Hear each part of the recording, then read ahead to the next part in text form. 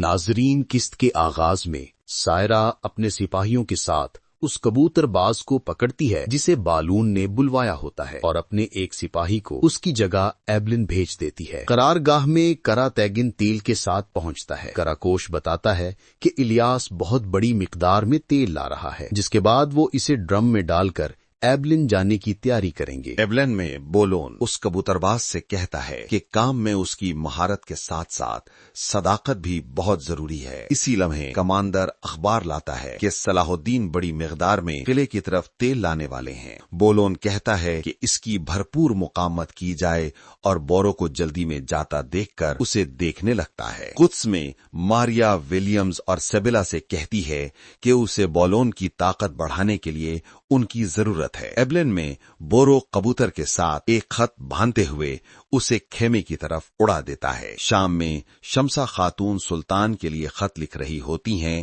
کہ وہ انہیں یاد کر رہی ہیں، ایک بار ملاقات کے لیے تشریف لائیں، اور اصفہانی سے کہتی ہیں کہ ان کا پیغام جلد سلطان تک پہنچا دیں۔ قرارگاہ میں بورو کی طرف سے ملا خط پڑھ کر سلطان کہتے ہیں کہ تیل کے اصل قافلے کو روانہ کریں اور بالون کو غلط قافلے کے پیچھے لگا دیں۔ کچھ دیر بعد وہی کبوتر واپس آتا ہے اور بورو خبر پڑتا ہے کہ تیل کی حفاظت کے اقتدامات کر لیے گئے ہیں، اور وہ خبر جلا دیتا ہے اور جا کر بالون کے ساتھ شامل ہو جاتا ہے۔ کیارک میں ملا کا کمانڈر اسے ایبلن کی صورتحال کے بارے میں بتاتا ہے، جس پر وہ کہتی ہے کہ صلاح الدین نے اپنے بھائی پر بھی رحم نہیں کیا۔ پانی کو لے جاتے ہوئے ایٹسس کہتا ہے کہ ڈرم بہت بھاری ہیں۔ کارا ٹیگن کہتا ہے کہ البس اور وہ نہائے ہیں اس پانی سے، جس پر وہ ہنسنے لگتے ہیں۔ گوگ بورو کہتا ہے کہ مقصد پر دھیان دیں، انہیں بالوں کو زندہ یا مردہ پکڑنا ہے۔ اصل تیل خیمے میں سلطان کی نگرانی میں روانہ ہو رہا ہوتا ہے، جبکہ بالوں ادوس کے ساتھ ہی پانی کے چکے کے گرد گھیرا ڈال لیتے ہیں، اور ادھر لارڈ گائے اور جیٹ لیون بھی بورو کو پکڑنے کے لیے گھات لگائے بیٹھے ہوتے ہیں۔ بورو اور سائرہ زینگی سپاہیوں کو زمین پر گراتے جاتے ہیں، اور بالوں چکے کو آگ لگانے کے لیے بڑھتا ہی ہے کہ دوسری طرف سے لارڈ گائے اور جیٹ لیون سامنے آ جاتے ہیں۔ سلطان کے سپاہی یہ سب منظر دیکھ رہے ہوتے ہیں۔ بورو ایک بار پھر علی کا انتقام لینے کے لیے آپے سے باہر ہو جاتا ہے۔ بالوں اسے روکتا ہے اور سائرہ بھی اسے سمجھاتی ہے کہ اپنے مقصد سے نہ ہٹو۔ بالوں بورو کو لے کر وہاں سے چلا جاتا ہے۔ کچھ میں سبیلا بالڈون سے کہتی ہے کہ بالوں کبھی مجھ سے غداری نہیں کر سکتا۔ بالڈون کہتا ہے کہ اس کا فیصلہ وہ خود کرے گا۔ اسی لمحے جیٹ لیون اور لارڈ گائے کو خالی ہاتھ آتا دیکھ کر بالڈون چلاتا ہے کہ بالوں بادشاہ کی نافرمانی کیسے کر سکتا ہے۔ ولیمز، سبیلا اور ماریا بالوں کے حق میں بولتے ہیں، لیکن بالڈون فیصلہ سناتا ہے کہ اب سے ایبلن کا دفاع لارڈ گائے کے ذمہ ہے۔ قرارگاہ میں سلطان الیاس سے کہتے ہیں کہ تیل کا چکر ایبلن لے جانے کی ذمہ داری اس کی ہے۔ ادھر ایبلن میں بالون بوروں پر برہم ہوتا ہے کہ وہ ایبلن کے مفاد کو ترک کر کے انتقام کی راہ پر چل پڑا ہے۔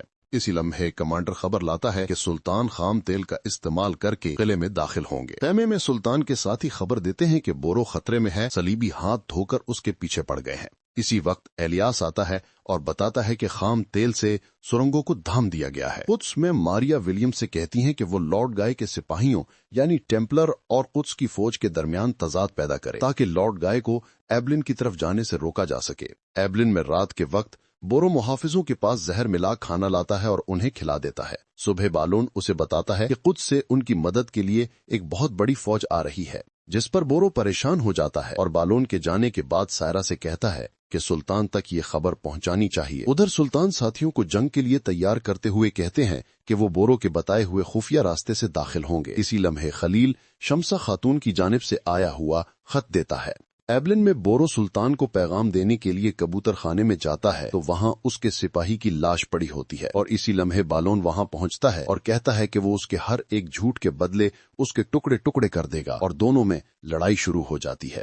باہر صلاح الدین قلعے کے دروازے کو توڑتے ہوئے اندر داخل ہوتے ہیں اور دوسری جانب سائرہ خفیہ دروازہ کھولتی ہے۔ کاراتکین سپاہیوں کے ساتھ داخل ہوتا ہے قدس میں۔ لڑگے سے بیلا کو الوداع کرتے ہوئے کہتا ہے کہ بالون اس کے سامنے ٹک نہیں پائے گا، اور وہاں سے چلا جاتا ہے۔ قلعے میں صلیبیوں کو کٹتے دیکھ کر مارکس باولن کو خبر دیتا ہے، جس پر وہ مارکس کو بورو کے پاس چھوڑ کر خود باہر نکل جاتا ہے۔ ایک جنگل میں قدس کی فوج کا کمانڈر لرڈگے سے کہتا ہے کہ وہ ٹیمپلارز کے ساتھ مل کر اپنے ہم مذہبوں کا خون نہیں بہائیں گے، اور ولیمز چھپ کر یہ سب دیکھتے ہوئے خدا سے معافی مانگتا ہے کہ اس نے خدا کے بچوں کو آپس میں لڑا دیا۔ قلعے میں سلطان اور ان کے سپاہی قافلوں کو چیرتے چلے جاتے ہیں۔ ایک سپاہی باولن سے کہتا ہے کہ उन्हें भागना चाहिए, वो किला खो चुके हैं, जिस पर वो अपने सिपाही को दबोच लेता है और कहता है कि वो खून के आखिरी कतरे तक लड़ेगा। बाहर काजी फजल सुल्तान के पास अयूबी झंडा लेकर आते हैं। सुल्तान बोरो से बालन के बारे में पूछते हैं, जिसे एक नकाब पोश बेहोश करके साथ ले जाता है। 7 अयूबी पौधे के पास खड़े होते हैं और अयूबी रियासत के लिए दुआ करते हुए अपना झंडा गाड़ने के बाद सब बारी बारी इस पौधे को पानी देते हैं। गोक बोरो कहता है कि इत्तेफाकन अयूबी रियासत और नबी करीम सल्लल्लाहु अलैहि वसल्लम की पैदाइश का दिन एक ही है। शाम की वापसी पर उन्हें 12 रबीउल अव्वल को आप सल्लल्लाहु अलैहि वसल्लम की शान में कसीदे पढ़ने चाहिए और गरीबों के लिए दस्तरखान लगाना चाहिए, जिस पर सुल्तान खुशी से राजी हो जाते हैं। दूसरी तरफ बालवन को होश आता है तो वो मारिया पर चिल्लाता है कि वो उसे एस्कबलिन से क्यों ले आई। मारिया कहती है कि वो हार गया है, अगर उसे सब कुछ वापस चाहिए तो वो बिजंटीन से उसके लिए फौज मुख्तस करेगी और बदले में इसको मारिया से शादी करना होगी। कुत्स में लॉर्ड गाय बॉल्वन से कहता है कि कुत्स की फौज ने इस वक्त पर धोखा दिया और इसके पीछे विलियम्स का हाथ है। बॉल्वन इन दोनों को लड़ते देखकर उन्हें तंबीह करता है। इसी लम्हे मार्कोस आता है और कहता है कि इसका काउंट का पता है। बॉल्वन कहता है कि उसे काउंट न कहे और जब भी वो मिलेगा वो खुद उसको सजा देगा। शाम में महफिल लगी होती है जहां हमदो सना के बाद नाते पढ़ी जाती हैं और सब किबला रुख होकर दुरूद पढ़ते हैं। फिर सुल्तान दुआ करते हैं कि वो और उनके साथी हमेशा रसूल सल्लल्लाहु अलैहि वसल्लम के बताए हुए रास्ते पर गामजन रहें। उसके बाद खलील मैला का खत सुल्तान को देता है। इधर कराक में मैला जत लियून से कहती है कि सुल्तान का अगला हदफ कराक है, इसलिए उसने उन्हें तंबीह किया है। शाम में खवातीन खाना तकसीम कर रही होती हैं कि शमसा इस बड़ी खातून को खाना देती है, जिस पर वो कहती हैं कि उनके होने वाले बेटे की आंखें अंगूर की तरह होंगी और बताती हैं कि सुल्तान एक किला लेने के लिए मुश्किल वक्त से गुजरते हुए हैं, जिस पर शमसा परेशान हो जाती है। कुछ में सबेला लड़गई को जाते देखकर कहती है कि बालोन को ढूंढकर अपने गुस्से पर काबू रखे। इसी लम्हे मारिया बालोन के साथ दाखिल होती है। शाम में सुल्तान मेला का खत फाड़ते हुए कहते हैं कि वक्त ज़ाया किए बगैर मुहासरे की तैयारियां शुरू की जाएं और कहते हैं कि काहिरा में हुकूमत के लिए उनके भाई आदिल को यमन पैगाम भेजा जाए। इसी लम्हे अम्माद खबर लाता है कि खलीफा ने उनके सुल्तान होने का ऐलान दमश्क और मिस्र में कर दिया है। सुल्तान कहते हैं कि उन्हें अभी भी मासिल और हलब से इत्तेहाद की उम्मीद है। काजी फजल ये फरीजा अंजाम देने के लिए खुद को पेश करते हैं। कुद्स में मारिया बालोन से कहती है कि उसने बालोन से शादी का फैसला किया है, जिस पर सब हैरान रह जाते हैं। मारिया कहती है कि करक का दिफा करना, वो भी सलाहुद्दीन से, अब मेला के बस की बात नहीं। वो शादी करके बालोन को बेजेंटाइन फोर्ट से ताकत देगा।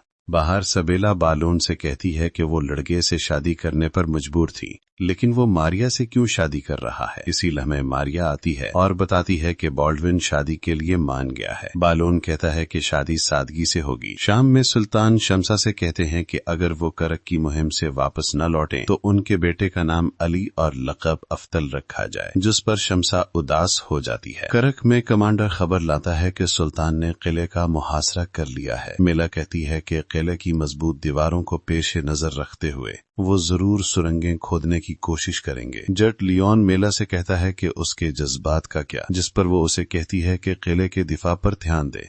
दूसरी तरफ सुल्तान अपने साथियों के साथ जमीन खोदने का मंसूबा तरतीब देते हैं। कुद्स में मारिया और बालोन की शादी पर सबेला बहुत उदास नजर आती है। बालोन बॉल्डविन से कहता है कि वो बिजेंटाइन से आने वाली फौज की क़ियादत करना चाहता है। बॉल्डविन लड़गए को भी टेम्पलार्स के साथ करक भेजता है। आज की किस्त का फीडबैक कमेंट्स में दें और साहिल रिकैप्स को लाइक और सब्सक्राइब करना मत भूलें।